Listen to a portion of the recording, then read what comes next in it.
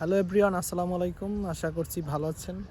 তো এই মুহূর্তে আছি এখন আমাদের সেই ঐতিহ্যবাহী ধান ক্ষেতের ভিতরে।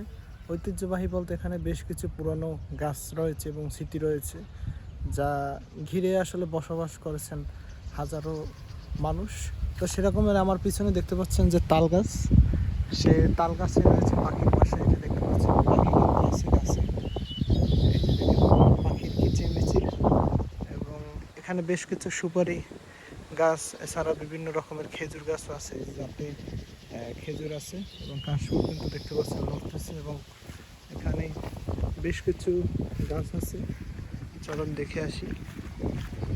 গাছগুলো কিন্তু প্রচুর পরিমাণে কাটা হয়, যার কারণে কিন্তু আসতেও ভয় লাগে সেরকমের। তো আপনাদেরকে দেখাচ্ছি যে গাছটি হচ্ছে, এটা কি গাছ অবশ্যই অনেকের চেনা আছে এবং অনেকের অজানা, সেটি আমি অবশ্যই আপনাদেরকে বলবো। এটি হচ্ছে সেই ময়না গাছ, যেটির কাটা অনেক বড় পরিমাণে হয় এবং এটার ভিতরে যে ছোট পরিমাণে যে ফল আছে সেটা খেতে খুবই মজা এবং খেতে খুবই স্বাদ যদি লবণ চিনি মিশিয়ে খান। চলুন আমরা একটু এই পাশটা ঘুরে দেখে আসি। এই যে দেখুন তাল গাছে কিন্তু আছে, চারপাশে রোদ থাকা সত্ত্বেও কিন্তু আমাদের 2,33,000 ভোল্টের ঠিক পাশেই কিন্তু এই স্থানে এতটা পরিমাণে ঠান্ডা বাতাস, শীতল হাওয়া, যা আসলে প্রাণ জুড়িয়ে যাবে। তো এখানে শুধুই পাখির ডাক, কিচিরমিচির শব্দ।